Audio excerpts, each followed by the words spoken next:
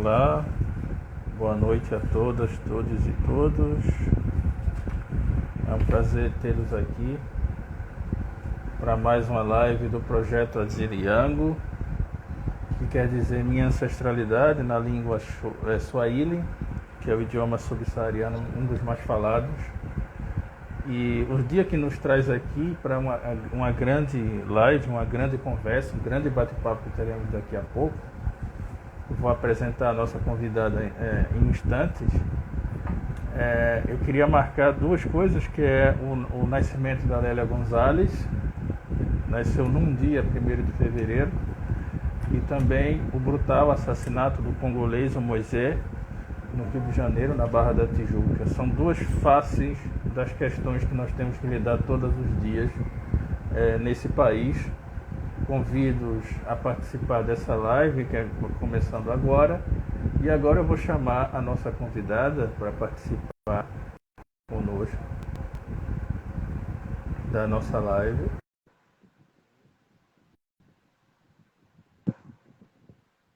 Estará entrando em breve para a gente começar a conversar um pouco. Olá, boa noite, Jada. Eu acho que eu pronunciei corretamente, não é? Pronunciou corretamente, tudo bem. Boa noite, Eustáquio. Como você está? Poderíamos estar melhor num Brasil que funcionasse melhor, né? Que não nos matasse tanto, né? Como a gente tinha acabado de dizer, mas estamos bem e vamos tentar fazer a nossa parte, né? Fazer o nosso papel aqui nesse mundo que ainda precisa tanto de aprender a respeitar tantos corpos e tantas pessoas, não é? Mas eu vou apresentar a Jarda para vocês rapidamente, porque é uma tarefa difícil apresentá-la, né? Porque ela faz muita coisa e responde por muita coisa, produz muita coisa, cria muita coisa, mas eu vou fazer uma colinha, Jarda, que eu peguei num site que você apresentou no artigo, que vamos falar daqui a pouco, sobre ele. A Jarda é assistente social, formada pela Federal de Pernambuco, não é? E escritora, eu me tomei a liberdade de te classificar assim, Jarda, como escritora, que eu adorei a forma como você escreve, a forma como você se expressa. Uma jovem negra ativista e transfeminista. E eu tomo a liberdade, já de te chamar de amiga aqui, porque é um prazer recebê-la, é um prazer tê-la aqui, um prazer conversar contigo. E agora eu passo a palavra para te apresentares, para falares um pouco de quem é Jarda Araújo. É nessas horas que quando a gente vai falar da gente, a gente se perde um pouquinho, né? Mas eu sou Jarda Araújo. Eu sou tanta coisa. Mas, no mais, assim, para resumir, eu sou uma jovem negra, né? Travesti, moradora do Recife, mais especificamente da periferia do Recife. E desde então, né, desde que eu tenho me entendido por gente, enquanto pessoa preta, enquanto jovem, enquanto pessoa que precisa se movimentar, eu tenho me movimentado. E é nessas movimentações que eu vou me construindo e vou construindo tudo aquilo que está ao meu redor. Então, é um desafio cotidiano, né? Compreender ser uma pessoa jovem, preta, travesti, e a partir daí tentar se movimentar, mas esse movimento é um movimento que precisa ser feito, né? Então é desse jeito que eu vou me movimentando, desse jeito que eu vou tentando fazer as coisas acontecerem, né? Sempre em conjunto, porque é sempre uma movimentação coletiva e a gente vai tentando fazer as coisas acontecerem, né? E essa sou eu. Eu sou tantas, né? É de verdade. Olha, foi uma excelente apresentação. Que, que diz muito sobre aquela Jarda que eu vi na web jornalismo da Unicap. Eu estive lá vendo os vídeos teus e anotei uma frase excelente, tanto falando quanto escrevendo, e você faz jus ao comunicativo que você diz que é, porque realmente é. E uma frase me chamou muito a atenção, fala da intersecção que você acabou de escrever na sua trajetória. Né? Quem vê parece que a Jara tem o quê? Tem uns 50, 60 anos de idade com essa trajetória tão multifacetada. como diz a Kleber Eduardo, é verdade. É, isso aqui, você fez tanta coisa em tão pouco tempo que até parece que como é que pode? Parece que o tempo 30 horas por dia, tem que 15 dias por semana, que não é possível fazer tanta coisa.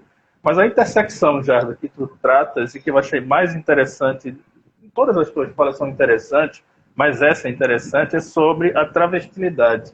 O conceito de travestilidade que tu tratas lá no webjornalismo. Eu queria que tu falasse um pouquinho dessa frase que eu vou mencionar agora, que a travestilidade é uma identidade majoritariamente negra e pobre, entendendo esses processos que as travestis sofrem, foram condicionadas socialmente, me identifico muito mais com a travestilidade.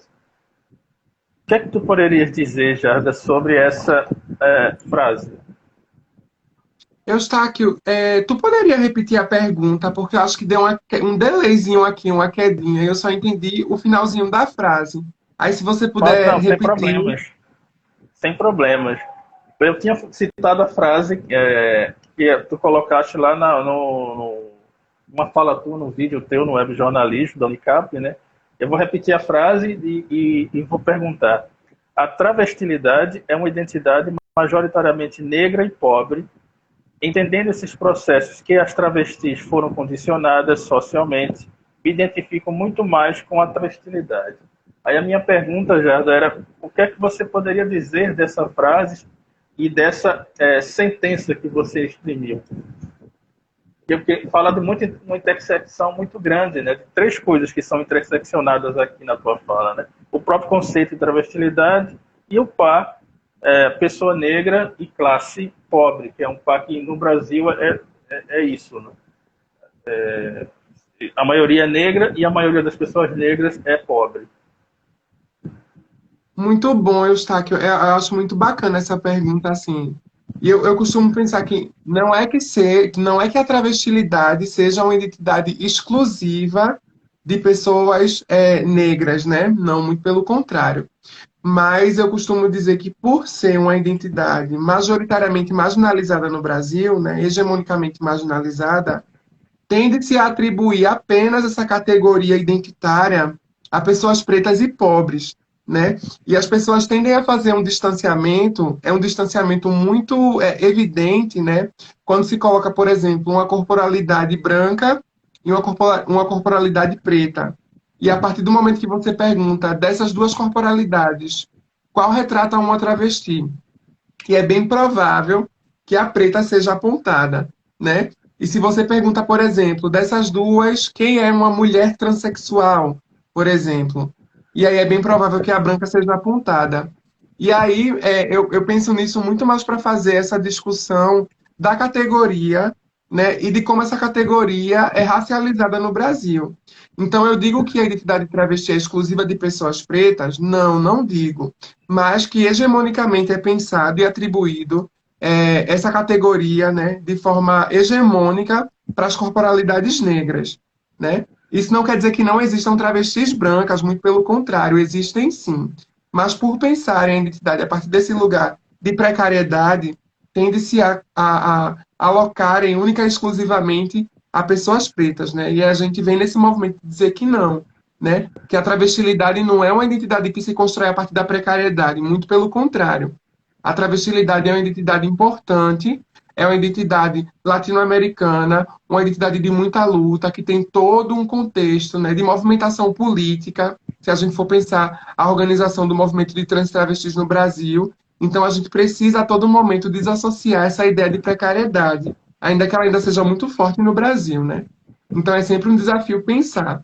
Mas a gente pensa, porque a gente é afoita. E faz muito bem ser afoito e pensar.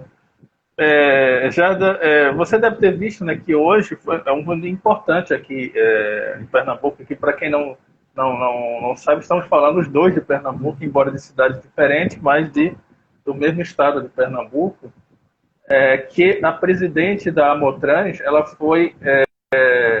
recebeu o título de cidadã recifense, lá na Câmara dos Vereadores do Recife. Eu só queria deixar registrado porque é uma data importante.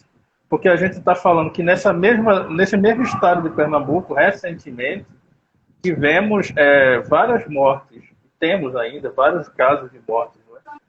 E, ao mesmo tempo, nós temos essas respostas, é claro que ainda são respostas que poderiam ser maiores, que poderiam ter mais evidência, mas é uma data importante de a gente ter vivido, né, visto esse tipo de iniciativa e esse reconhecimento. O que tu comentarias em cima dessa data e em cima da importância dessa data hoje? Para a gente é uma data muito importante, né? E é muito simbólico a senhora Chopeli Santos, né, ter sido homenageada hoje. Eu acho que isso traz muito do quanto é preciso a gente reconhecer, né, a importância dessas movimentações aqui no estado de Pernambuco. O Chopeli tem um legado, né, aqui no estado e tem construído arduamente, né, a política voltada para pessoas trans e travestis aqui no município e no estado de Pernambuco há longos anos, então eu acho que nada mais justo do que reconhecer a sua importância, né, e o seu comprometimento mesmo com as movimentações. E aí é muito interessante isso que você falou antes sobre o estado de Pernambuco ter sido palco, né, para esses eventos, né, que têm acontecido, sobretudo agora no ano de 2021, que foi o ano que a gente teve assassinatos em massa, se podemos dizer assim, né, de pessoas trans e travestis aqui no estado. Isso para nós é algo muito tocante, né? E também nos chama a atenção para algo bem específico, né? Foram casos que se tornaram midiáticos, né? Mas existem muitos outros casos que não se tornam midiáticos e muitas vezes a gente não toma conhecimento. Então, esses 4 casos específicos que aconteceram no estado de Pernambuco, eles sinalizam para a gente a urgência da gente discutir políticas de proteção para a população trans e travesti, né? Então, ter esse reconhecimento através da luta que Chopeli tem feito ao longo desses anos é algo muito importante. E ela ser homenageada numa data tão simbólica como essa, né, retrata para a gente o quanto isso, enfim, precisa ser discutido, precisa ser debatido, porque há uma urgência, né? E não há como a gente fechar os olhos para essa urgência. A gente tem vivido essa dificuldade aqui no estado de Pernambuco. O estado de Pernambuco é um dos estados do Nordeste que mais contabiliza, né, os casos de transfobia e travestifobia no Brasil.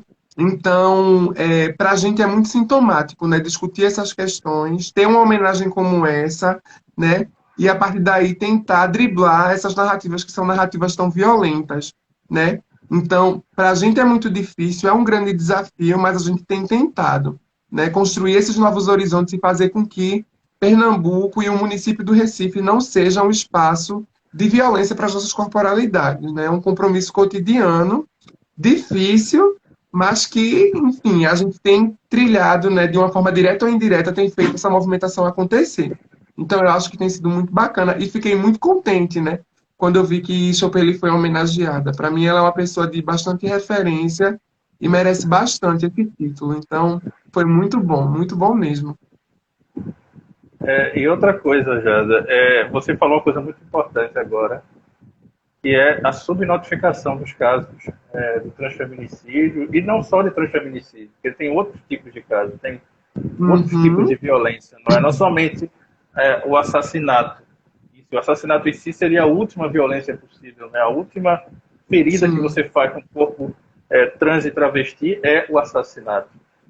E aqui também é importante dizer que é um dado importante que o Estado de Pernambuco também se prontifique, né, a notificar esses casos e a ter esse histórico bom. Pelo menos essa é uma boa estatística para Pernambuco.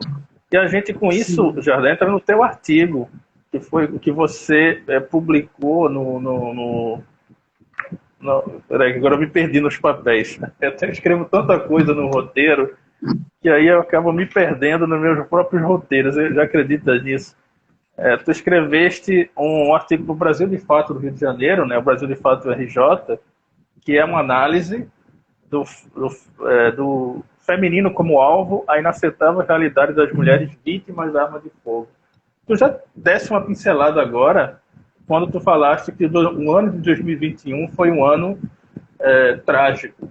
E tem duas coisas que chamam a atenção no teu texto, Javi, que é, primeiro, como é que pode esses dados aumentarem num ano onde as pessoas estavam mais longe da rua, vamos dizer assim, ou seja, as pessoas estavam mais reclusas, as pessoas tiveram mais casos de isolamento e tudo mais, e enquanto se espera que esses movimentos de feminicídio e transfeminicídio diminuíssem, eles aumentam. Como é que a gente explica essa coisa? Como é que a gente pode... outra coisa que me chamou a atenção foi que, mais uma vez, você fez muito bem, de forma muito precisa, a relação, de novo, com a questão da classe, de novo, com a questão da cor, né, da raça. E isso, você traz um dado que parece uma coisa de filme de terror, né?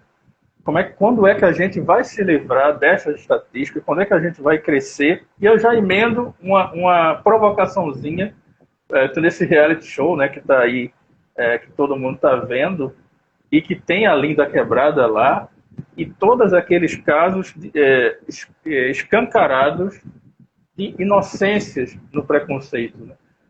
Como é que a gente pode traçar um paralelo, né, Jada, dessa frasezinha de trocar o ela pelo ele com o ato final do transfeminicídio? Não pode fazer essa linha? O que é que tu falaria fazendo uma pincelada geral? Quando eu escrevi esse texto foi em parceria com o Instituto Fogo Cruzado, né? E eles fazem um mapeamento aqui no Recife, né, de pessoas vítimas de disparos de arma de fogo. E para mim foi muito chocante poder pegar esses dados para a construção desse artigo, porque eu não imaginava que o número fosse tão sintomático. Então, assim, para mim foi muito chocante ver como essa realidade está presente dentro do nosso estado, né? E entender que dentro desse período pandêmico, onde você deveria, né, tecnicamente estar resguardada, por estar dentro de casa, essas violências aumentaram. E aí, quando a gente faz um paralelo com esse recorte de pessoas trans e travestis, né, quando eu falo sobre a questão dos disparos de arma de fogo, das violências por arma de fogo, eu falo de mulheres no geral, né, em sua pluralidade. Mas quando a gente pensa esse recorte voltado para mulheres trans e travestis, é algo que tem sido sintomático desde o início da pandemia, né? O número de mulheres trans e travestis assassinadas, né, e violadas durante o período pandêmico foi maior do que o número de mulheres assassinadas e violentadas, mulheres trans e travestis, no ano de 2019. Então, veja, só um período de tempo, né, do ano de 2020 foi o suficiente para fazer com que os números dobrassem. Então, isso fala muito para a gente sobre quem tem direito à segurança, né? E quem, mesmo estando dentro de casa, vai conseguir se sentir segura ou não. E é muito comum a gente ouvir o relato de mulheres dizendo que não se sentem seguras dentro de casa, esse contato direto com os seus companheiros, né, na grande maioria das vezes, as pessoas que tendem a violar, fizeram com que essa relação ficasse muito mais delicada, até porque elas estavam expostas 24 horas dentro de casa, mas com os seus violadores. Então, isso fica nítido para a gente que é difícil pensar, né, essa segurança e é difícil entender como, em um espaço que eu deveria estar segura, deveria estar protegida, né, deveria ter pelo menos o direito à moradia dignamente garantido, eu não tenho, né? Eu passo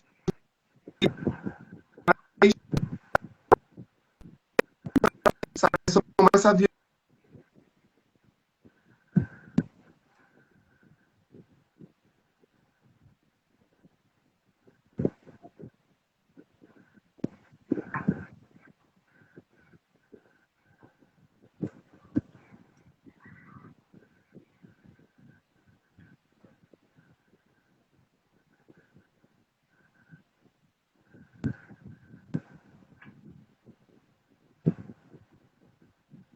Eu acho que a gente está tendo um probleminha na transmissão.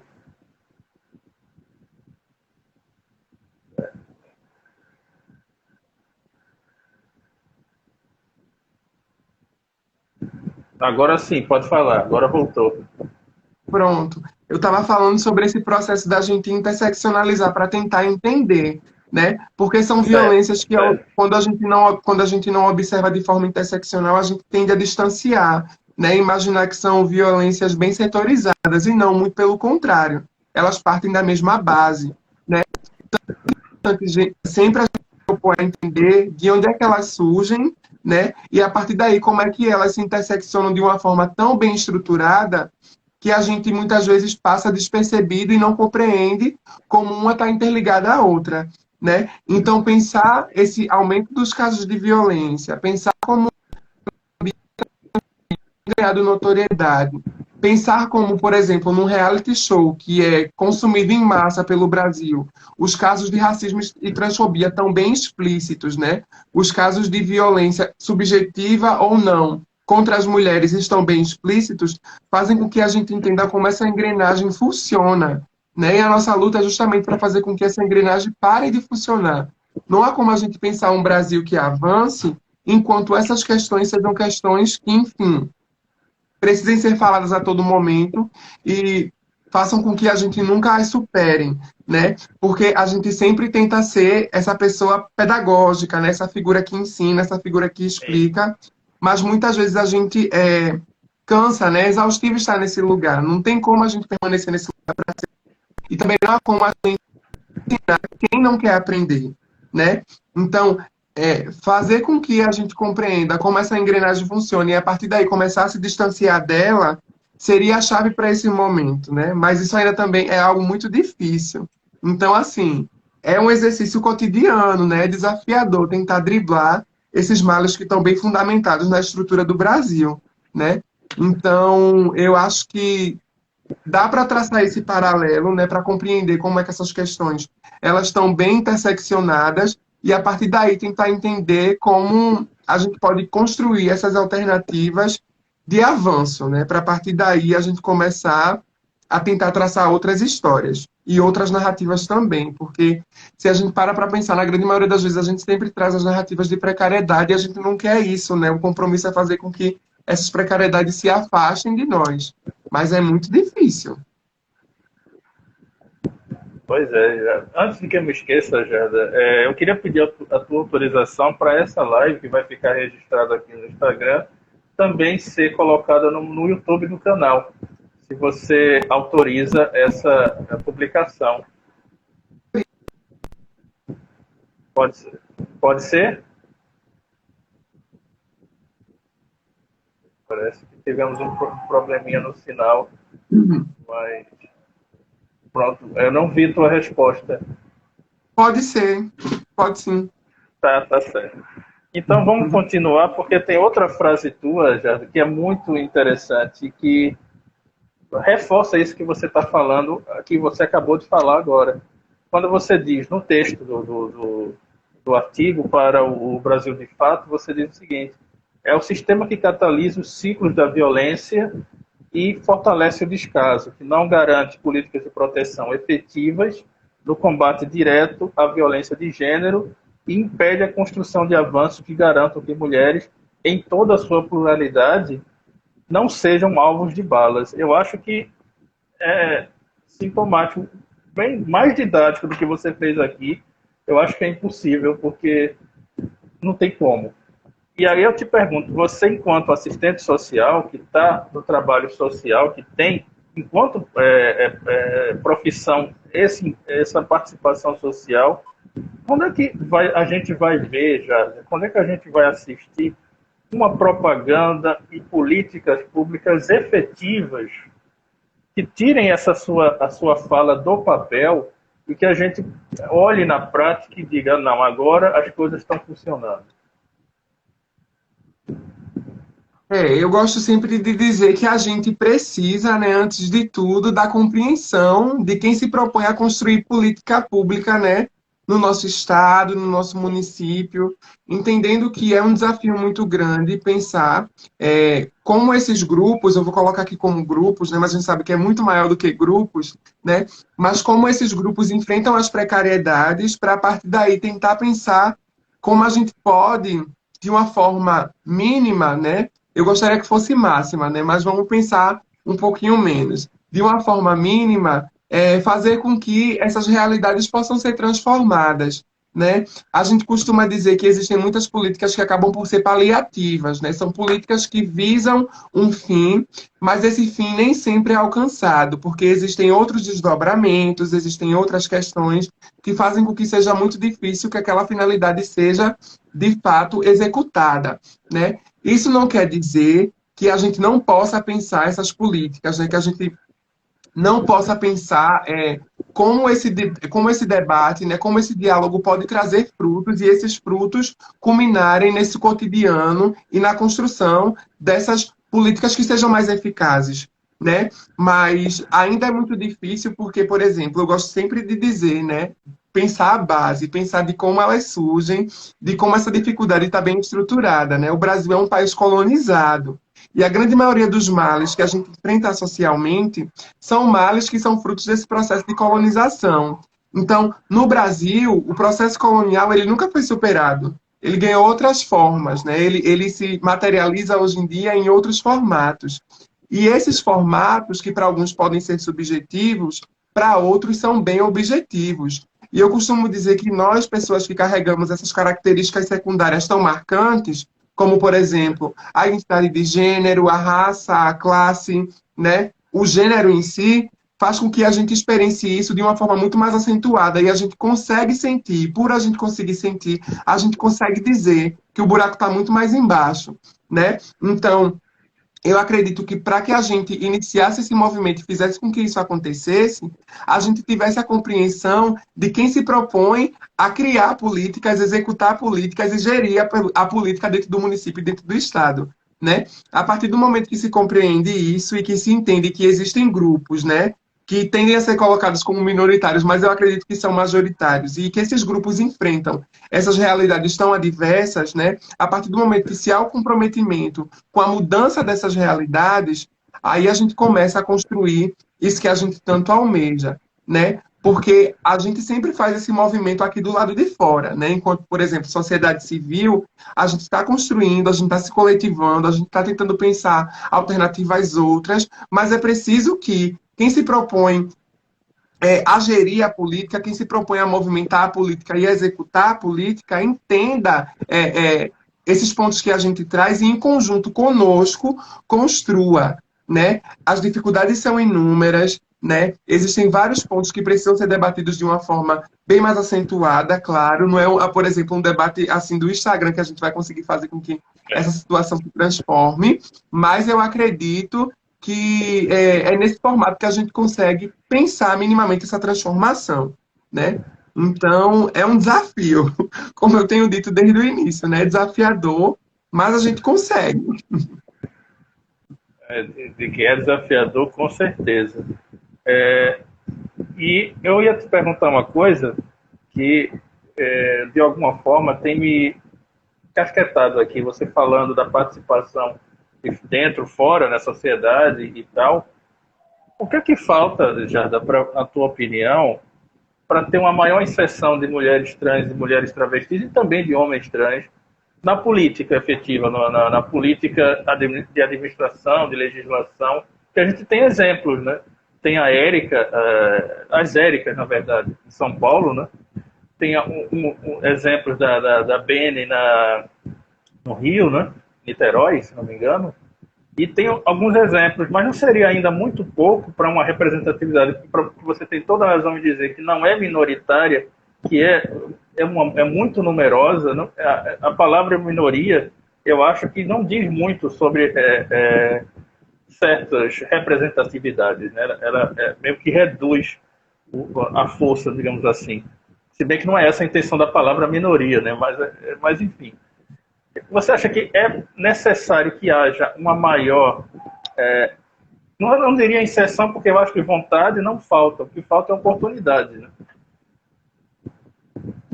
Sim, eu acho que, inicialmente, né, a gente até poderia dizer isso, né, e que, de fato, ainda é uma realidade, a falta de oportunidade. Só que aí a gente entendeu, e eu gosto muito de dizer isso, eu compreendo que chegou um momento político muito importante, que a gente entendeu que não há como esperar essas oportunidades surgirem, né? Há uma urgência.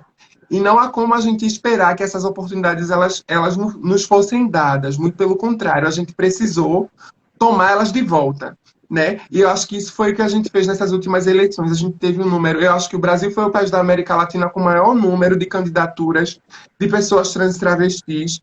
Então, eu acho que a partir desse momento a gente compreende que a política é um lugar de disputa e a gente precisa disputar, porque se a gente não está nesse lugar, dificilmente as nossas demandas, as nossas questões, necessidades, o que a gente tanto grita a todo momento, dificilmente vai ser escutado, né? E a partir do momento que a gente compreende isso, a gente começa a disputar esses espaços, porque a política é um lugar de disputa, né?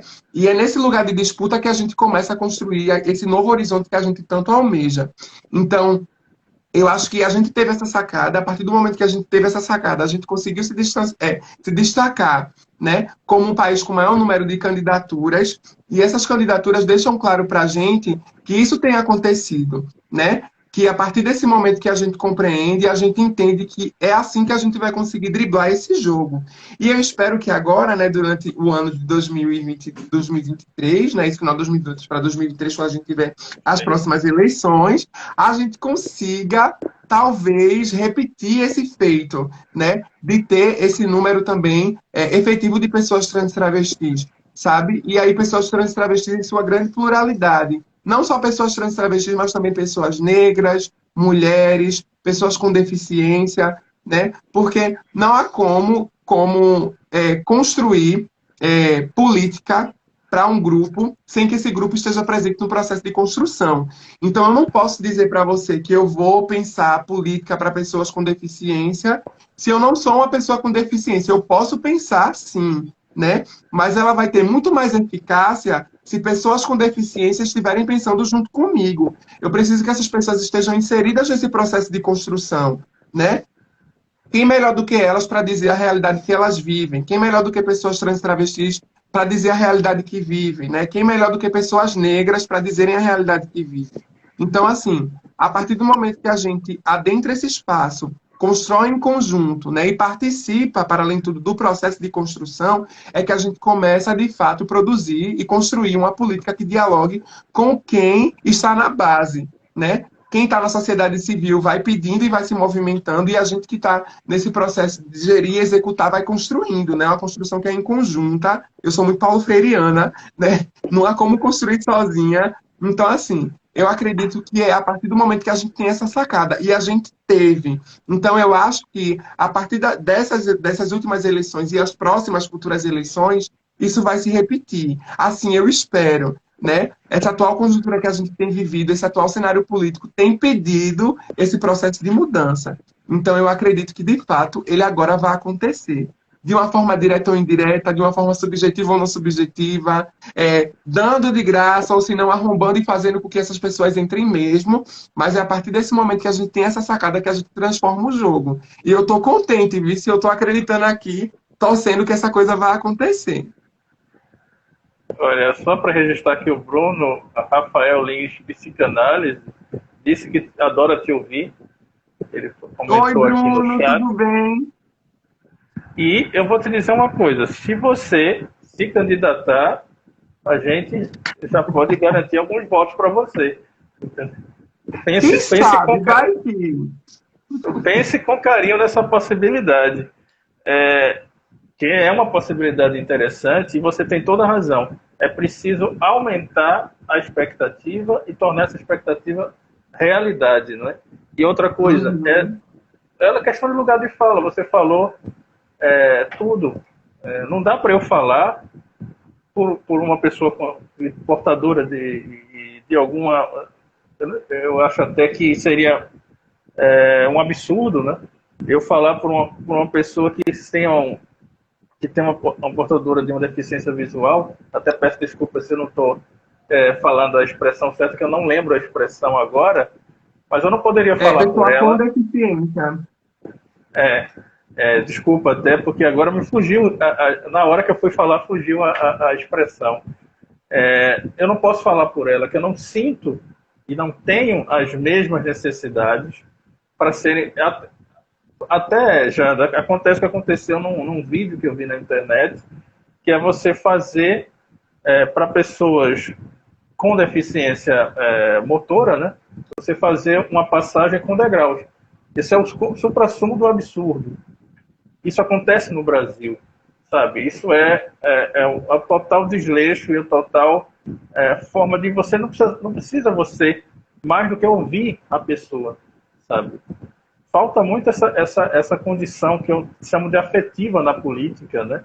E quando eu falo política, não é só na eleição e na legislação, mas também nos outros anos, né, Jarda? Que vão ter esses 4 anos, né, que a gente vai ter com essas pessoas nas câmaras, nas assembleias e nos governos e nas prefeituras. Né?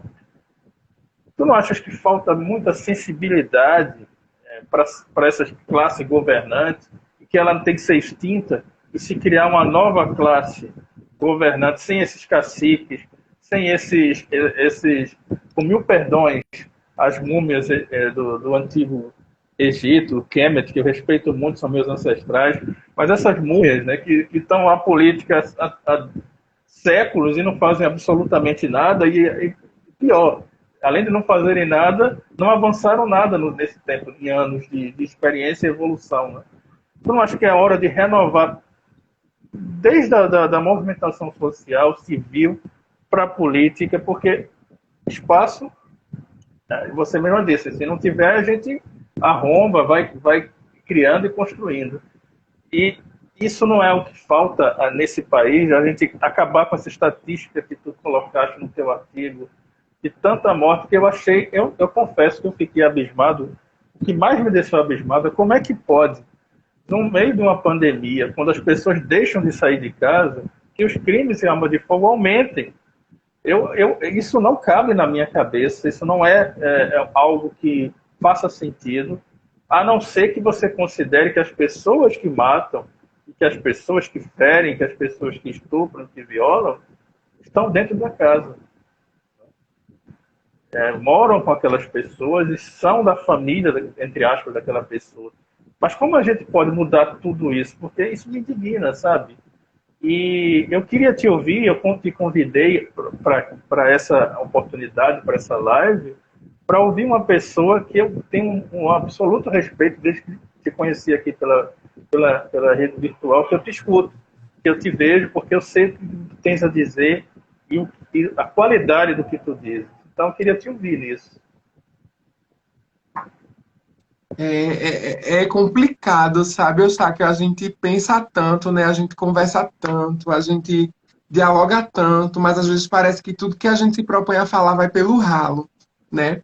Porque, como eu falei desde o início, é um processo muito exaustivo, é um processo extremamente desafiador, né? E é um processo que eu acho que é sempre bom a gente pisar que não vai acontecer da noite para o dia. Não vai acontecer da noite para o dia, porque a gente sabe que quem se propõe a se movimentar tem se movimentado já desde muito tempo, né? E que se a gente for observar, né, ao longo da história, o que essas movimentações nos trouxe, a gente vai entender que houveram sim resultados, mas que a gente precisa de muito mais, né? Então, se propor a entender o que é necessário para que a gente mude esse jogo é algo muito complexo, porque são vários pontos, né? E esses é como se fosse um trabalho de formiga mesmo, né? Um trabalho de formiguinha, assim, a gente trazer todos esses pontos e fazer com que eles sejam movimentados dentro desse grande contexto que é a sociedade. Claro que, quando eu sempre falo que o trabalho é coletivo, é porque a gente compreende que sozinho a gente não muda essa realidade, né? Sozinho a gente não consegue, na verdade, transformar quase nada, praticamente nada. É um processo de mudança coletiva, é um processo de mudança que cabe, eu acho, sobretudo para quem se entende como sujeito dentro da sociedade, e a partir daí se entende nesse lugar de compromisso, de fazer com que a gente mude esse jogo e comece a construir vamos colocar aqui, Brasil, né? Um Brasil onde a gente consiga minimamente viver, né? E onde todas as pessoas, né, dentro das suas subjetividades, dentro de suas características, dentro de seus grupos, consigam exercer a cidadania, né? Era isso que a gente deveria viver na democracia, e a gente sabe que essa democracia que a gente tanto almeja, ela praticamente não existe, né? Não existe da forma que deveria existir. Então, eu gosto sempre de dizer que quando a gente pensa esses pontos, que são pontos tão caros para a gente, é sempre bom a gente pensar onde é que a gente se localiza no meio disso. Por exemplo, às vezes as pessoas perguntam assim: o que é que a gente pode fazer para acabar com a transfobia, com a travestifobia? Bom, pessoas trans já estiveram ao longo de todos esses anos desenvolvendo as estratégias de sobrevivência.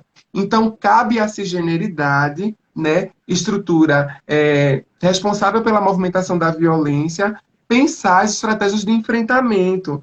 Porque se a gente coloca aquele grupo que já está num lugar tão violado, né, como grupo responsável por pensar estratégias de enfrentamento, a gente coloca aquele grupo no lugar de violação duas vezes, né? Se a gente chega, por exemplo, para as mulheres e pergunta, ó, como é que a gente faz para acabar com o machismo, né? Se a gente chega para pessoas com deficiência e pergunta como é que a gente faz para acabar com o capacitismo, bom, a gente que está manuseando esse tipo de violência que deveria dar as respostas, né? Porque a galera que está sendo prejudicada e fragilizada já tem feito muitos esforços para conseguir sobreviver. Então, assim, é um exercício, né? Algo que parte a partir desse momento que a gente se compreende no lugar enquanto sujeito. E quando a gente se compreende enquanto sujeito, a gente entende que de forma direta ou indireta a gente baliza uma série de violências, né? A partir do momento que a gente tem esse compromisso de se localizar e entender que não é um problema se compreender nesse lugar de pessoa que movimenta a violência. Para que você transforme isso, é preciso que você se compreenda inicialmente. A partir do momento que eu entendo que, de fato, eu possa vir a estar manuseando determinada violência, eu começo a me transformar para parar de movimentá-la, né? Então, se eu não me reconheço antes nesse lugar, dificilmente eu vou reconhecer a violência, dificilmente eu vou reconhecer que eu preciso mudar, e aí nada acontece. Então, eu acho que o movimento inicial era a gente se compreender enquanto sujeito agente dentro desse processo, e a partir daí pensar como a gente vai conseguir transformá-lo, né? É um exercício fácil? Não. É desconfortável? Demais, né? Imagina você é uma pessoa que se sente plena, tranquila, completa, e a partir daí tem um dedo apontado para sua cara, dizendo que você movimenta um monte de besteira dentro da sociedade, né? E eu tô falando besteira assim para não dizer uma palavra pior, que a gente sabe que não é besteira, né? Que é algo muito mais grave. Mas assim, a partir do momento que a gente se compreende enquanto sujeito agente de transformação, enquanto sujeito que movimenta essas grandes estruturas, a gente começa a compreender que também é possível modificá-las, né? Então, compreendendo isso inicialmente, a gente começa a pensar nesse processo de transformação.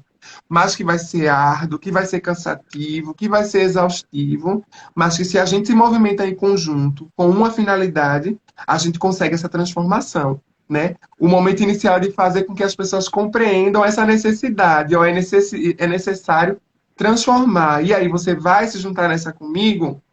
E aí a gente vai caminhando, né? A partir do momento que você se propõe a caminhar, a gente caminha, não tem para onde correr. Mas quando você insiste em permanecer naquele mesmo lugar, fazendo as mesmas movimentações, e impedindo que os grupos que estejam compromissados com o avanço avancem, a gente não tem como segurar a sua mão e esperar que você se transforme. Muito pelo contrário, a gente solta e diz, ó, vive aí tua vida, fica aí no teu mundo que eu vou embora, vou voar. Te ouvir hoje é uma coisa importante, porque quando eu comecei essa live, eu disse que hoje é o dia do aniversário da Lélia Gonzalez. Uhum. E te ouvir é como se eu tivesse ouvindo a própria Lélia falando, e isso me deixa muito feliz de ter duas mulheres aqui presentes, que são mulheres de grande estima para mim, que é a Lélia e você, que está ganhando essa estima agora, nessa conversa que está tendo aqui.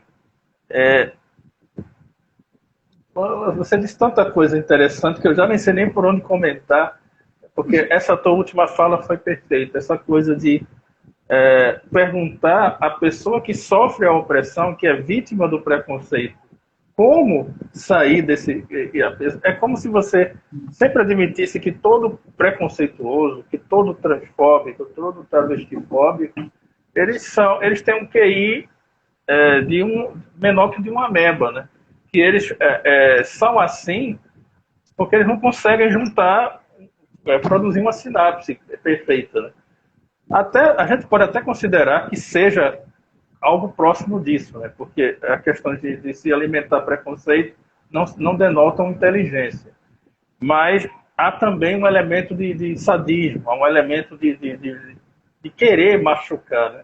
Não é essa inocência toda, não é essa coisa ah, não, eu não sabia que isso feria, né?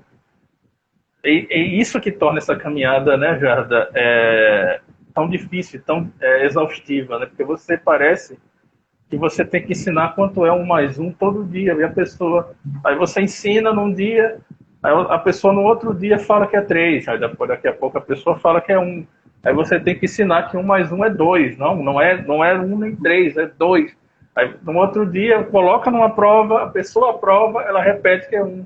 Ela repete que é 3. Você falou Paulo Freire, e na minha cabeça, quando vem Paulo Freire, vem as chagas, né? Eu lembro também do Darcy Ribeiro, das chagas da educação brasileira, né, já? Isso também é questão de educação, né? Uhum. Sim, sim. E esses males perseguem, né? É muito exaustivo a gente estar se propondo a pensar e a dialogar sempre sobre pontos que a gente já deveria ter superado, né? Como você bem falou, se eu ensino que 2 mais 2 é 4 e cotidianamente eu repito que 2 mais 2 é 4, você não pode chegar para mim depois de incansáveis vezes e dizer que 2 mais 2 é 5, porque você sabe que é 4, sabe? Não adianta ficar nessa insistência, não adianta ficar repetindo o erro quando você sabe que está errado, né? E eu costumo sempre, uma coisa que eu gosto muito de pensar, que eu tenho gostado de pensar, né, recentemente, e você falou no começo sobre o Big Brother Brasil, eu penso muito sobre um episódio específico que é quando Linda Quebrada explica para um menino o porquê do termo traveco ser um termo violento, né? E aí ela pergunta para ele: você não sente quando você fala, né? E as pessoas sentem quando elas falam.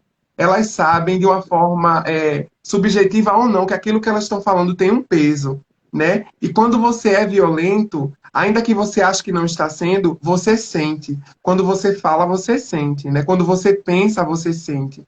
Porque você sabe que vai atingir o outro. Porque você sabe que vai rebater no outro de uma forma muito diferente do que você está achando que vai. Então, não há como a gente pegar na mão dessas pessoas e tentar formar letras quando, na verdade, elas querem fazer rabiscos, né? É exaustivo, é cansativo tentar fazer esse processo de pedagogização com quem não quer ser pedagogizado, né? Então, eu sempre costumo dizer, como eu falei antes, né? Quem quer caminhar com a gente segura na mão e leva. Agora, quem não quer caminhar com a gente, fica para trás e a gente não sente nem falta, sabe? Não tem muito o que ser feito, né? A gente ensina, a gente explica, quem quer vai, quem não vai tem o direito de ficar. Não é nenhum problema ficar, desde que fique sozinho, não fique comigo, né? É, é, não tem como, né? Você não pode, você falou muito bem, pedagogizar quem não quer ser pedagogizado. Você não pode ensinar quem não quer ser ensinado, você não pode mudar quem não quer ser mudado. É um ponto de partida, né? Agora, o que mais me inquieta é que as pessoas não querem ser mudadas, mas querem única e exclusivamente ofender, porque eu vi sobre essa fala da Linda Quebrada no Big Brother, se eu não me engano, para dar nome aos bois, porque esses nomes têm que ser dados, foi a um tal de Rodrigo, que estava lá, não sei se eu tenho certeza, porque eu não vejo o programa, eu só fico vendo as notícias sobre e me escandalizando. Como parece, eu não sei se você tem essa impressão, Jada, que ali aquele experimento para mim, é bem violento. Você está confinado, né?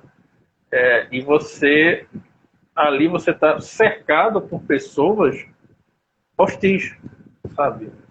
Porque uma coisa é você estar num ambiente de uma cidade, né? Um ambiente de uma universidade, que já é ruim.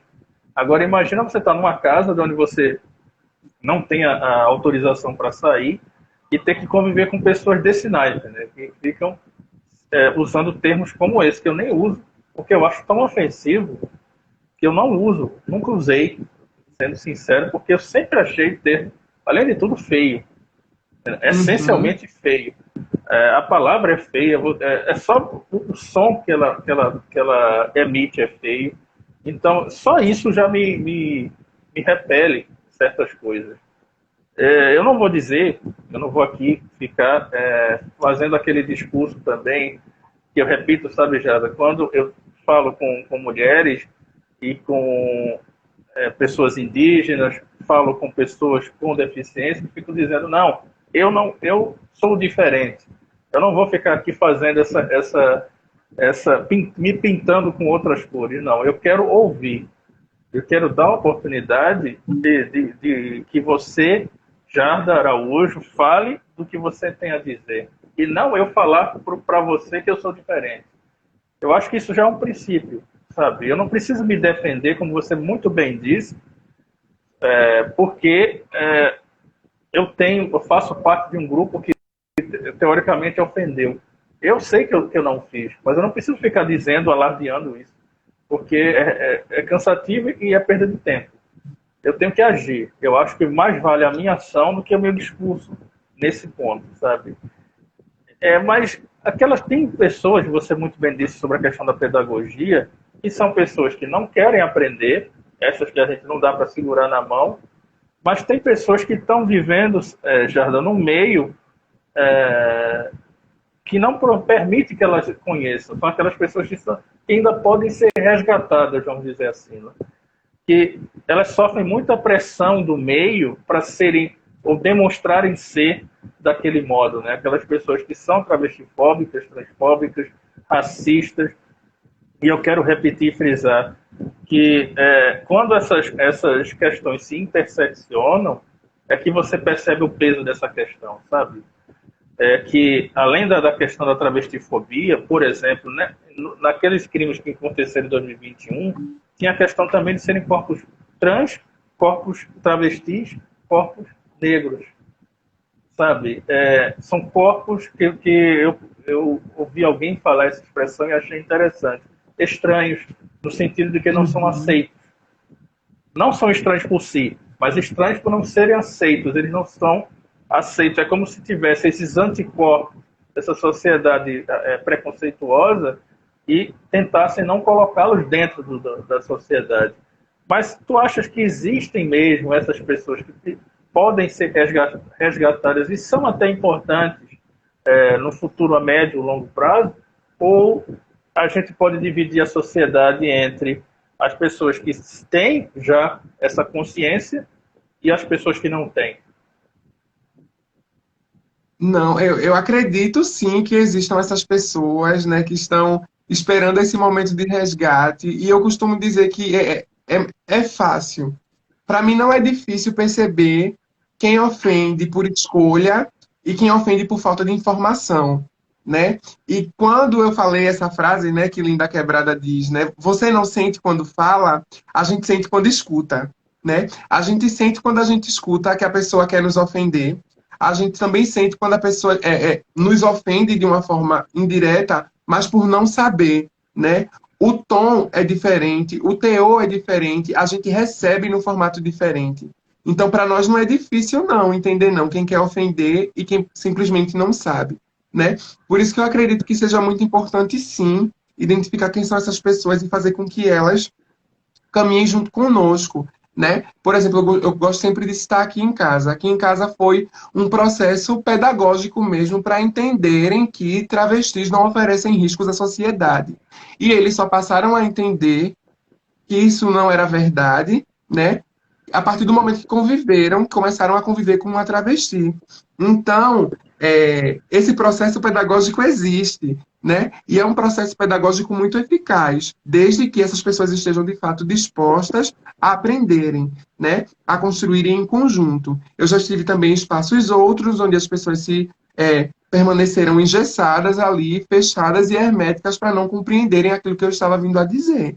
E aí é uma questão minha? Não, é uma questão delas. Elas têm todo o direito, né? Como eu também tenho todo o direito de me afastar e não insistir a partir do momento que eu entendo que aquelas pessoas não querem diálogo, né?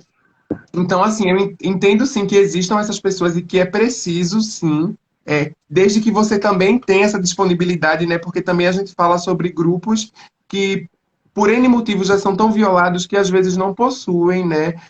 Essa disposição para estarem nesse processo pedagógico. E está tudo bem não estar nesse processo pedagógico, né? Não é uma obrigação fazer com que todo mundo entenda e lhe compreenda. Mas é um convite que eu faço para as pessoas que se sentem dispostas, né? Que entendem que esse processo também é importante. Então, se você tem disponibilidade, faça com que esse processo aconteça, né? Faça com que esse processo pedagógico, né, seja eficaz. Mas, a partir do momento que você identifica que não, vá embora. Não perca tempo, não dê chute em balde de lata no meio da rua, porque isso só vai machucar seu pezinho e você vai sair bem desgastado. Agora você não negou ser de Pernambuco. Essa sua expressão, do chutar o baldinho de lata, não tem nada mais pernambucano do que isso.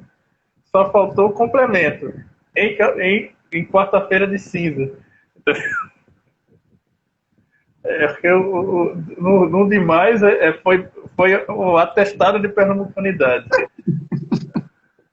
Pernambucana raiz mesmo.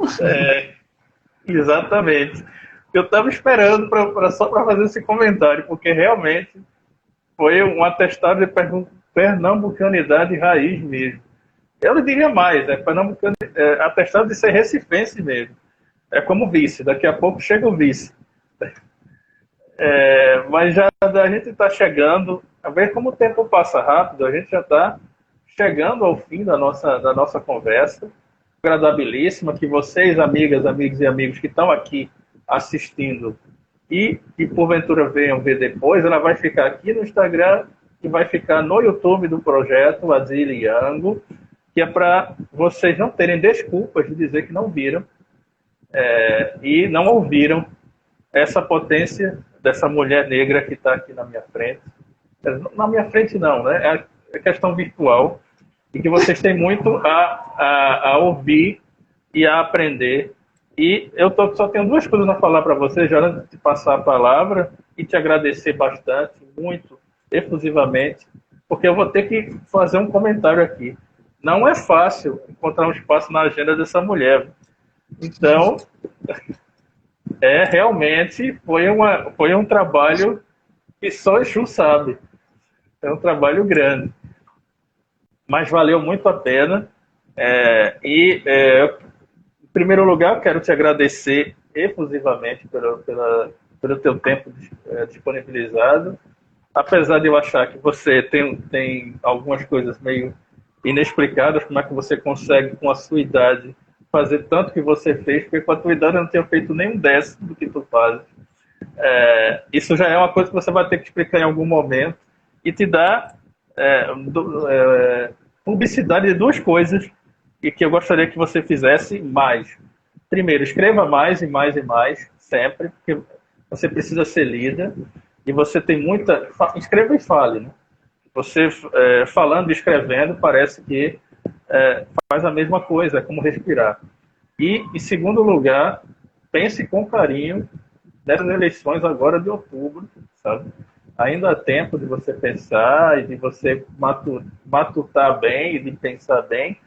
E, já sabe, publiciza aí, deixa um número que a gente divulga e faz, até boca de urna a gente faz, sabe? Porque você é uma pessoa necessária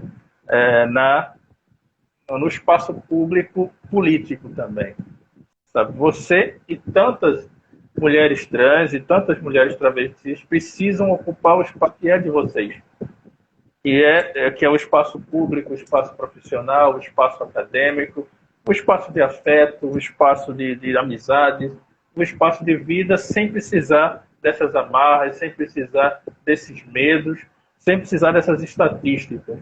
E eu espero que Oxalá me faça ver esse tempo existir ainda de vida, porque eu já me considero um pouquinho velho, né? Quando a gente passa das 4 décadas, a gente já fica se achando já meio idoso, né? Porque já entrou 200, né? Aí já viu. Mas eu espero ainda ver esse mundo melhor, esse mundo maior, como diz o Gilberto Gil, né? Esse mundo é tão grande, né? Então a gente tem que aproveitar. Então, muito obrigado, Jarda, muito obrigado mesmo pela sua disposição, pelos seus ensinamentos, pela sua fala, pela sua voz. Pena que quando eu falo fala, sabe, já eu sempre me lembro da Elsa, que foi uma perda tremenda. Eu sinto muito a perda da Elsa, pelo que ela foi e é, mas enfim, outros 500. Agora a palavra é tua, fala aquilo que tu quiseres, fala sobre aquilo que tu quiseres, para encerrar nossa conversa. Agradeço muito e sigam ela, que é @jarda_araújo no Instagram. Procurem acompanhar a produção que ela tem e aprendam muito, que vocês vão aprender. Agora a palavra é tua. Bom, eu agradeço, Eustáquio, foi uma noite maravilhosa.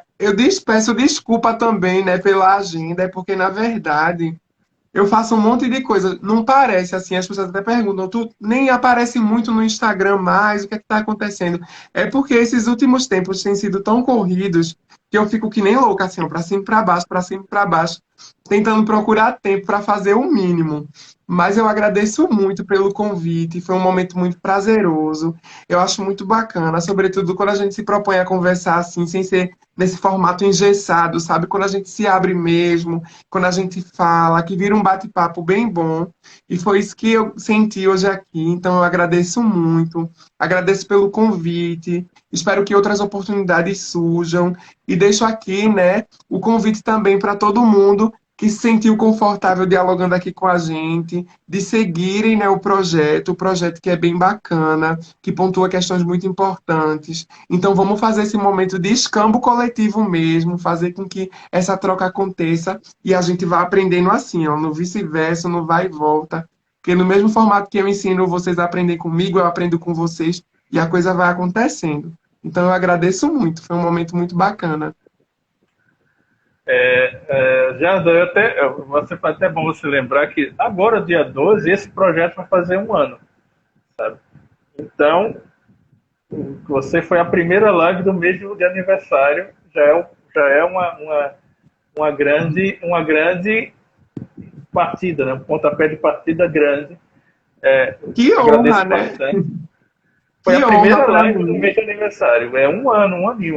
E você sabe que não é fácil a gente falar de questões negras, falar de questões dos povos originários, num país como o nosso. É Uhum. trash. É trash. Eu ia dizer outra coisa, mas o horário não me permite ainda usar as expressões que me vêm à mente agora.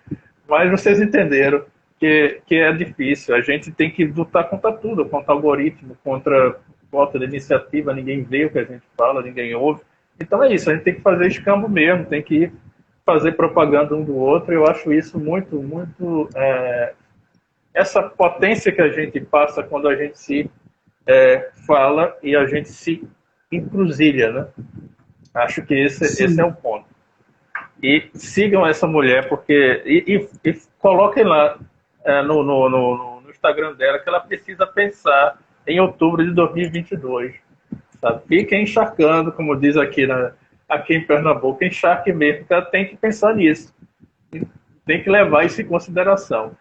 Mas agradeço a todas, todos e todos que estiveram aqui. Peço desculpas por alguma coisa, algum problema que tenha acontecido. Agradeço imensamente a comunicação, a interação e já mais uma vez eu não tenho palavras para te agradecer essa gentileza. Agora falando sério, realmente é uma agenda muito apertada e sempre quando a gente menos espera tem mais coisa para fazer, né? E mais e mais e mais e aparece. Então, muito obrigado mesmo. Sigam as redes dela e essa live vai estar aqui no Instagram e vai estar lá no YouTube para vocês verem. Muito boa noite a todas, todos e todos. Até a próxima. Axé a todos e boa noite.